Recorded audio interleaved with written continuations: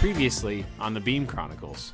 The only issue is it's bananas high voltage. It'll rip the skin off of you if you're not careful.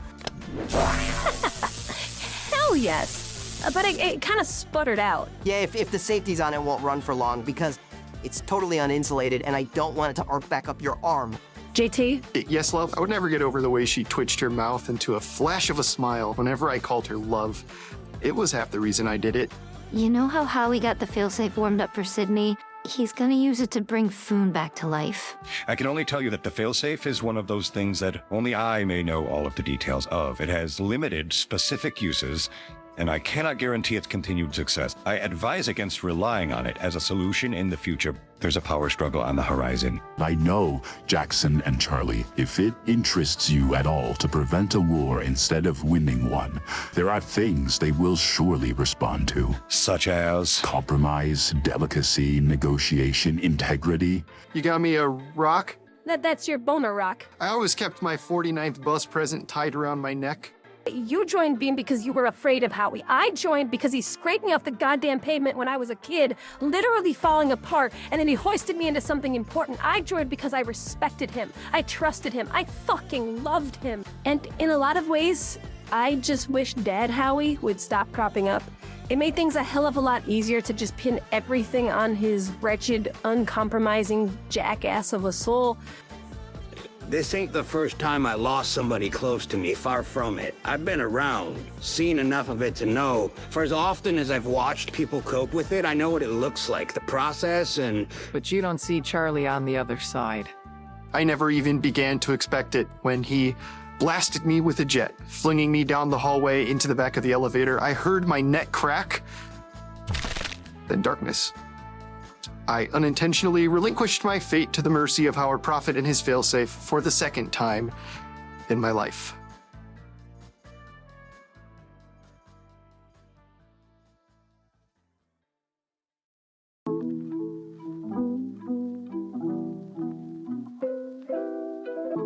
These are the Beam Chronicles with your host, MJ Dooney. Book 2, Compromised, Chapter 21, Charlie Shayde.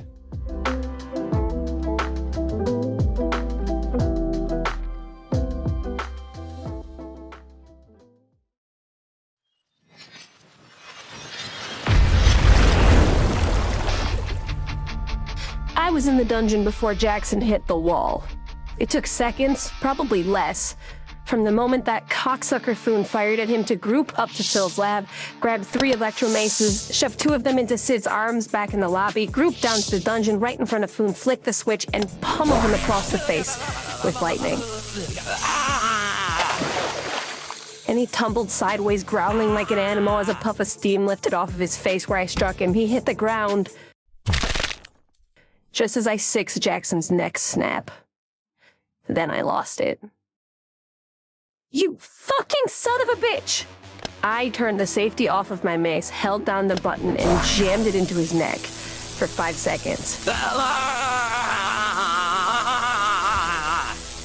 As Phil predicted months ago, this was a dangerous decision. The power was too intense to keep contained, and bolts of electricity arced back up, burning my arm, scorching it, black in a jagged pattern all the way up to my elbow, but I couldn't even feel the pain. Foon wriggled and spasmed and jerked under the voltage, screaming bloody murder as the water evaporated out of him bit by bit. The mace ran out of juice, 0% charge. so I grouped up to Phil's lab, snatched another one, and popped right back down, swinging it through him the intended way, safety on, like a golf club. He landed a few feet away from me, down the hall on his back, chest heaving for breath as he sizzled and sparked, steam still evolving off every square inch of him. I thought I'd finish him off for good. He'd almost lost his invulnerable edge already and deserved no less than death for what he just did. I had no mercy in me for lying child murderers, and my shoulder angel was dead on the floor of the elevator thanks to Foon's treachery. And then I relented. Jaxon was dead. I could do nothing to fix it. But maybe I could use Foon to motivate somebody else. What in the fucking bloody hell is that thing? He frantically stuttered from the floor, twitching and jerking as he got it to his hands and knees. Magic bullet. I scowled back, stepping up and pointing it right in his face. We built them specifically for you. Plus they're rechargeable and I got 40 of them upstairs. So don't get any ideas about resisting or I'll zap you the rest of the way dry, then start you on fire. Are we clear? He gulped, spasmed, then his whole body rippled like a wave. Crystal love. Oh, he shouldn't have called me love. Bitch! In a blistering fury, I flicked the switch and prodded him in the face. He convulsed and yelped, collapsed back onto his stomach, and another puff of steam flew off of his head as he snarled and shook it side to side. I watched the flesh-toned patch disappear off his cheek as the faint blue rushed back in. Ah! Christ, I said we're clear! We're clear! What the fuck was that for? You killed him. Yeah, well, that's temporary round here, isn't it? He sneered, flipping onto his back and sitting up, a jittery, twitchy mess. He'll come back? Will he? Can you bring him back? 'Cause I can't. Foon gave me a look of panicked uncertainty that I didn't fully comprehend, but I wasn't exactly in the mood to analyze his emotions. Prophet, he resurrected me. The failsafe, he called it, right? Oh, you know where that is? Or what it is, or how it fucking works? Do you know anything about it at all before you just started killing people who trust you and fucking like you and feel pity for you and forgive you? You insufferable, worthless asshole. Has anyone ever treated you a fraction as good as Jaxon treated you? Has anyone given you half the chance he did? No. He admitted it with an undertone of higher disgust than even I was using myself. Considering that I had never been more disgusted in my life, it took me aback. But I figured he would come back. I thought if Prophet brought me back, then surely Prophet will bring him back, won't he? Jaxon felt sorry for you, you useless piece of shit. Just answer the bloody question, Charlie. I have no patience for... I have no fucking clue what Prophet's gonna do, you idiot. That's entirely my point. But you got a plan, right? He scuffled to his feet, and I tightened my grip on the electro mace. You got a way to make him do it, bring him back.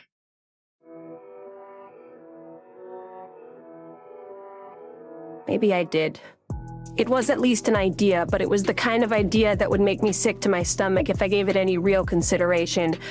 Or at the very least would make me kill Tyler. Conveniently for him, I was in an emotional suppression kind of mood, with Jaxon dead in a heap down the hall, so I didn't really think twice about it.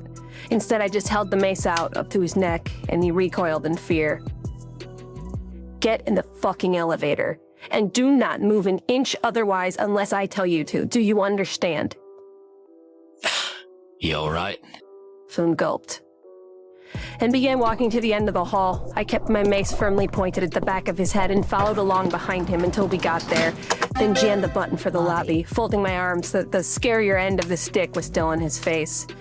We started going up. After a few seconds, he glanced awkwardly toward me, which I pretended not to notice. Then down beside us at Jaxon's lifeless body, which I was still trying to ignore. Foon slowly went to his knees and gently put his hands underneath Jaxon like he was going to pick him up. I prodded him in the back of the skull with a quick jolt before he could do it. The hell was that for? He jumped, standing back up. I told you not to move, I replied coldly, watching the monitor above the door telling us how close we were to the surface so I could get away from him. I was just trying to lift him up, get him off the ground, grant him some fucking dignity. Sid will carry him when we get to the lobby. You don't touch him. Ever again, as a matter of fact. Assuming we get him back, you don't go anywhere near him. You don't even look at him. Not now, never. You got it? He smirked, folding his arms behind his back and glancing up to the screen I was watching. So, you're that type of bird, huh? Tells your lad which of his mates he's alright to keep seeing and which he's got to dump. I slowly turned my head toward him, narrowing my eyes and scowling with so much blistering rage it sucked the grin right out of his stupid mug. We friends? Nope, sorry. You just killed the man I love. That I did, good point. Don't talk to me like I'm your buddy. Sorry. Frivolity is my coping mechanism. Oh yeah, mine's violence, so shut the fuck up. The remainder of the ride was completely silent, save the hum of the elevator and the occasional buzz and accompanying tick out of Foon, due to the lingering effects of the electro mace. When I got bored of watching the clock for how long this torture had left to last, I glanced down at my forearm, throbbing and swollen, black lightning bolts all the way up to my elbow, all the way around it. The safety was a good thing, as it turned out. I still couldn't feel such a nasty wound, which was probably a good indicator of both my adrenaline and my overwhelming denial. When I caught a glimpse of JT in my peripherals, I quickly shot my eyes back up to the screen. The instant the doors opened, Foon stepped forward to exit, but he wasn't expecting Big Purple to be waiting for him with an electromace in either hand.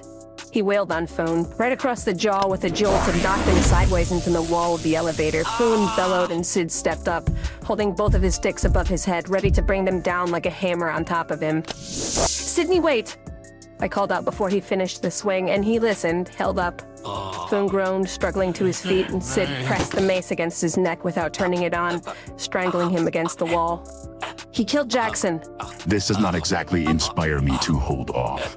Charlie. He snarled, prodding the unlit mace harder into Foon's throat as he gagged and coughed. "I know, but now we need him for leverage. We need Howie to owe us a favor, right?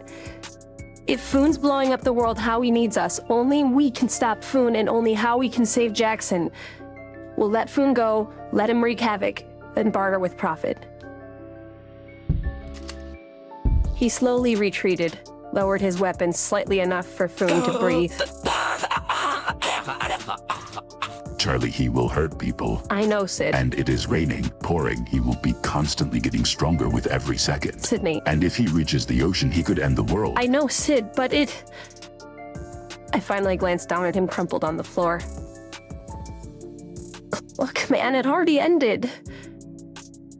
I tried my best not to cry and to stay tough, to maintain appearances in front of Tyler, but this was the exact moment when I finally realized there was a distinct possibility Jaxon was gone for good. The only chance I ever had at happiness was resting in the hands of Howard Prophet, and whether or not he decided to salvage that chance depended on Tyler Foon. There couldn't have been two people I wanted to rely on less to save my whole world, and yet I had no choice. Whatever it took, I'd do it. Nothing else mattered. He would hate me for saying it, but I didn't care.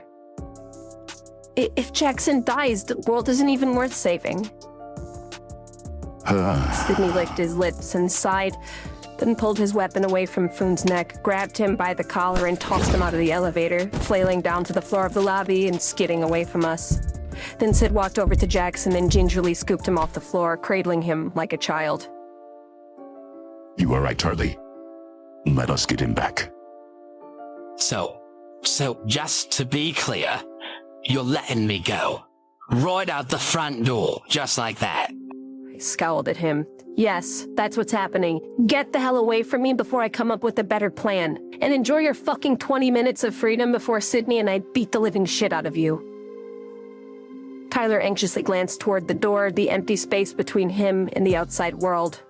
Just so we're all aware of this. He asked, turning his neck back toward us. Our desires stop being aligned the second Prophet helps Jaxon.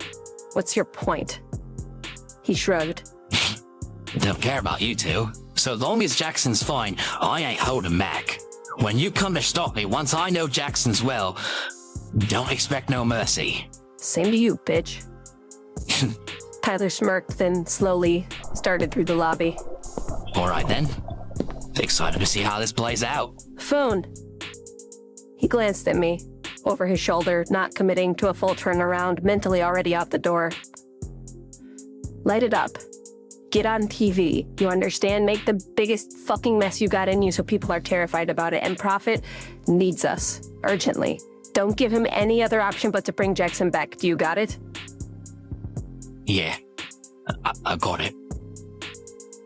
He basically whispered. We watched him noiselessly walk up to the door and step out into the rain. For a brief moment, he just held his face up to the sky, absorbing every drop that fell on him, getting darker blue, then almost clear. The rain seemed to be bending inward, being drawn toward him like a drain, and by the end of it, it was coming from all directions, so hard and so fast. I couldn't tell where the water stopped and Foon began.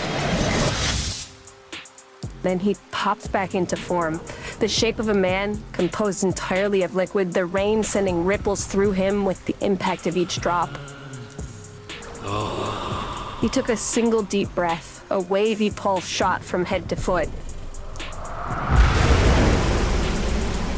and he jetted out of sight, rumbling the foundation of the building with the force of his blast. I didn't even stop to worry about the apocalypse he was going to begin. All I could think about was Jaxon. Well, let's go blackmail the devil, Sydney. Charlie. He replied as the doors drew to a close. Is the timing for this endeavor not slightly off? Surely Foon will not have even reached the capital yet. Prophet does not even know to be scared. Shit, good point. I grumbled just as I was about to press the button for Howie's floor. I quickly redirected my finger. I was hoping for as little downtime to this plan as possible, no opportunities to reconsider, less time for Jaxon to be dead, but we'd have to chill in my apartment for a little bit, at least until Foon made the public aware of his escape.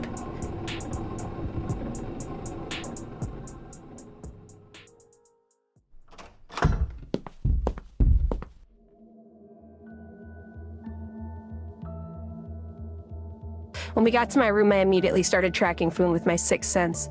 Doing that miles away wasn't necessarily easy, but it wasn't too tough either. Sure, he wasn't like Jaxon or Sid, where I'd sixed them so many times they naturally stood out in my brain unmistakably and I could locate them in seconds effortlessly. Across the globe whenever I attempted. Tyler wasn't that, but he wasn't exactly a stranger either. We'd fought a few times now. I had a certain level of familiarity with how he sixed. Facilitating my trace further was the fact that he was flying through the air by aquatic jet propulsion. There wasn't exactly a lot of people within a 10-mile radius doing that, but he also was barely a person at this point. The hardest part of following him was not getting distracted by the rain. Describing the sensation of sixing to someone who can't themselves do it was always tough, but if you thought about using an infrared camera to track heat signatures in a burning building, you get a sketchy yet basic concept of the struggle that I was having. Picking out water amongst more water.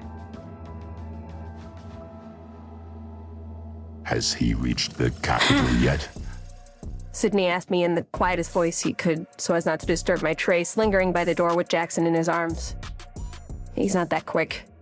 I try not to sound perturbed by the distraction he was causing me, since he was currently my only living friend. Still several miles out. I am sorry to break your focus. It is just that this is an issue of intricate coordination. I still didn't open my eyes. How do you figure? We do not want to allow Tyler more time than is absolutely necessary to instill a sense of urgency in Howie. He could hurt many innocent people. Fuck them. Charlie. I'm not worried about random strangers right now, Sydney. Sorry, I can't be. I need Howie to bring back Jaxon. That's my concern, the only concern. I understand if you don't want to be part of it, but if that's the case, do not say such things. Of course I stand by you and Jaxon. He spoke angrily. I felt guilty for absentmindedly prodding that particular wound. Why do we not— Shit, Sydney, shut up, shut up. He fell silent instantly, giving me the focus I needed to get back on track. Okay, got him. Be quiet, man. This is harder than it looks. Why do we not just ask Prophet to bring Jaxon back? Because what if he won't? You do not know the answer to that any more than I do. No, but I'm sure as fuck not gonna risk it either. I want to corner him like a rat in a maze. Give him no other choice than to do what we want him to do. No time to stall, come up with alternatives, enact contingency plans. If we were to go to him now, it would give him minutes. Honestly, what could he possibly construct to derail the current plan in a few minutes? A few minutes is a week when my brain gets shut off. Granted, I wouldn't crack on this even after a week of torture, but it would be nice to avoid it either way. Besides, who knows what other nasty tricks he has. But why do you just assume he will not fail-safe Jaxon? Besides the two of us, there may be no person more interested than Howie in sustaining Jackson's life. He is a very vital piece to his— Sid? I opened my eyes to reinforce the point. I don't fucking care. I closed them again, zeroing in on Tyler maybe 5 minutes from the capital at his current speed. I'm assuming the worst. Prophet's the worst. And I'm not just requesting a favor from him without something to offer in return. What if he forecasted this? Oh my god. What if he knows it is coming? Then we're fucked anyway. We can't escape a forecast. He will not respond well to extortion, Charlie. He won't let the entire world drown because he wants to teach me a lesson about extorting him either. For about 30 seconds, he let the topic go, and I returned my attention completely to Foon where it belonged, but then, just as I started to get into a sixing groove, he whispered. I just think that there are more tender and delicate ways to deal with the situation. God. We're not catching fucking flies with honey here, Sydney. Tender and delicate don't get this done. This could be resolved with negotiation and understanding, diplomacy.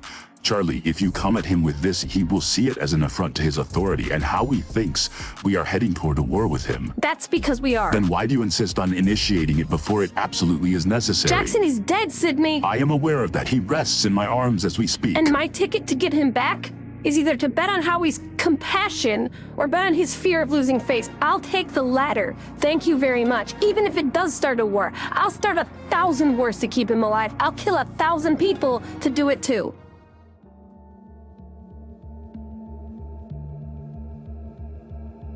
We could simply try asking This is what him. we got, all right? I finally gave up on holding on to Foon's location. I know we didn't sign up for it, but all we have is each other. That's all he left for us. This is what he made us into. And if he doubts that devotion, the devotion he created, if he doubts it right now, he won't after today. We'll end the world for Jaxon. He and I would end the world for you. You fuckers better end the world for me. We're united and solid and we don't care about shit else other than each other. That's what I want to tell him. That's the message I want to relay today or die trying. The deadline passed. The terms are set. And he made his bed. You bet your ass I'll put him to sleep in it. He'll give me what I want when the stakes are so high. And in the meantime, I'll demonstrate just how fucked he is when the advantage inevitably swings to our favor. I took 1 second to locate Tyler touching down in the center square of the Capitol, but didn't maintain the 6 long enough to see what sort of things he'd do next. Foon just landed, come on. And without hesitation, he nodded and positioned himself to follow me out of the door. But before we did, I turned around and snatched the rock off of Jackson's neck, his 49th bus present. I timed it around my own instead. Why did you do that? I want to have it, just in case I don't see it again. I replied solemnly.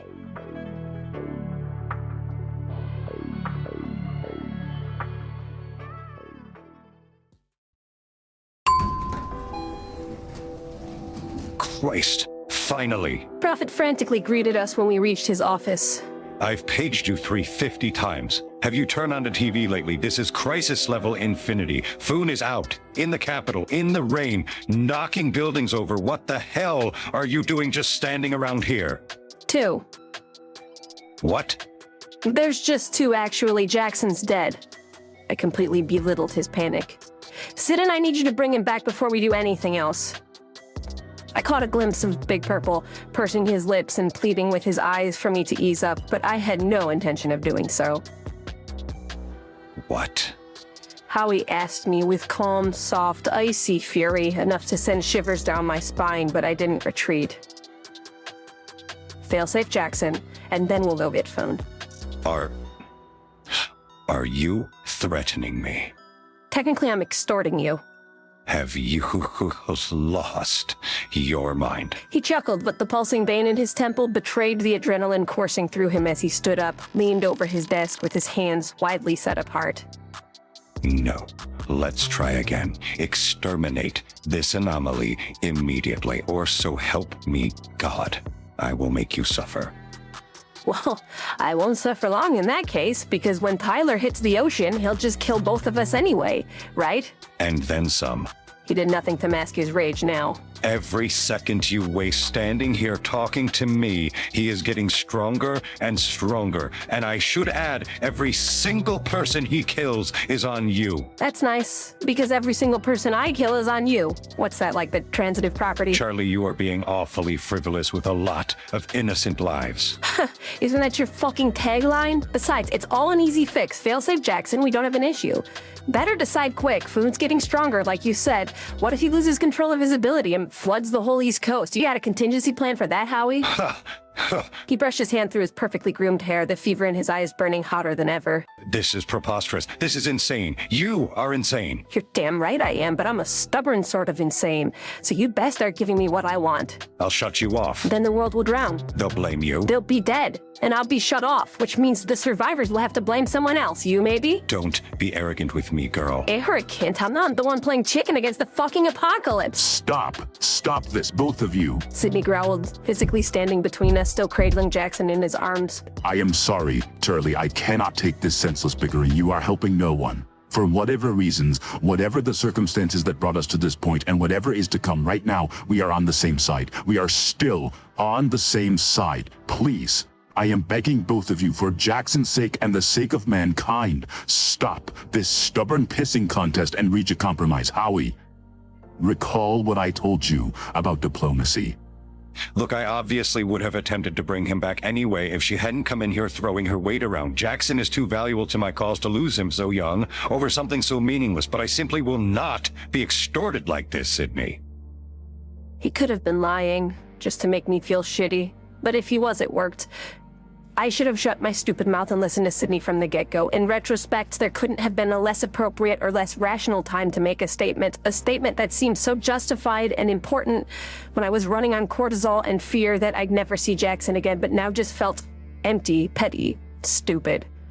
It was the I told you so moment to end all I told you so moments, but Sid never even looked at me sideways. Hell, he followed me through all of it, letting Foon go, waiting for him to strike, relenting in his perfectly justified point. He even let me sass Howie for a while. He stood by me when I did nothing to deserve his support. I made a mental note of how much I loved him, but I'd follow up on that later. Then consider it not as extortion. He persuaded, levelly without pause. If you were going to save him anyway, consider doing it as a peace offering, a step towards civility, a favor to me. Perhaps they will respond to the effort, my friend. We do not have to be in opposition to each other. We can find a way to cooperate, please. Help Jaxon, we will keep you in power. We will save your legacy if you save him. Howie stared at Jaxon and chewed his lip, appeared to be waiting for something, but I didn't know what. For all I knew, it was a forecast. Or just as likely, it was the first time in his life he'd made a decision on his own, without immediately knowing the exact results that would come of it. Finally, deliberately, he spoke. It will take several minutes for the failsafe to finish bringing him back. How many minutes? I don't even... 20, maybe 30. Foon took an hour last time. It can be fickle. It's unpredictable and occasionally outside of my realm of influence. I don't precisely control it nor understand it. Well, wait here.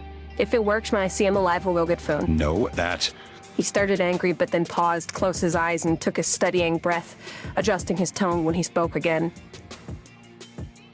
Charlie, by then he will be in the ocean. Or will have absorbed enough rain to be unstoppable. You must go now. There is no time to dally. I will take care of Jaxon. You have my word. Yes, sorry if I don't put much stock in that, Prophet. Charlie, please. Sydney implored me, and I shut up. Because diplomacy was obviously working so much better than aggression, it was easy for me to get fired up with so much on the line. I'll send him to you. All right? I will take the leap of faith here. Once he is resurrected, I will send Jaxon to you, and you don't have to kill Tyler until you're sure that I've upheld my end of the bargain. Just hold the line in the meantime. Keep him from the ocean, shock the rain out of him as he absorbs it. Check him, but wait to thwart him until Jaxon returns. Is that fair? Give me 30 minutes, an hour maximum, and if Jaxon doesn't arrive, let Foon go. Hell, swap allegiances. Help him destroy the world if I don't deliver. Understand, I am incurring all of the risk in this, and that I am blindly trusting you to finish Tyler off when you see Jaxon alive. But please, you must go now. I deliberated just for a moment. Not so much considering his offer as considering other things. I gazed into the lifeless brown eyes of my favorite person as he draped over Sydney's arms, rolled the rock around my neck between my fingers. It was the best shot, my only shot at holding on to the one thing that mattered most, and Prophet seemed as earnest as he'd ever seemed before. Worst case, the failsafe failed and I'd let Tyler wash me down the street anyway. There was nothing to lose. I'd already lost too much to care about the rest of it. Charlie? Sydney's deep, tranquil voice gently pulled me back to reality, and I blinked up to Howie. Deal. I shook his hand. And Howie, I didn't... I completely understand. He spared me the anguish of constructing the words. There is much at stake for you in this. Please take care of him, okay? Without Jaxon, I know, Charlie. You don't have to say another word. I will do everything in my not insignificant power. His tender voice reminded me of forever ago, when I loved him like a father because I needed to. So much had changed since those days. Go. Kick some ass, dear. If I know you have as well as I think I do, I'm sure that alone will help you immensely. For once, we completely agreed.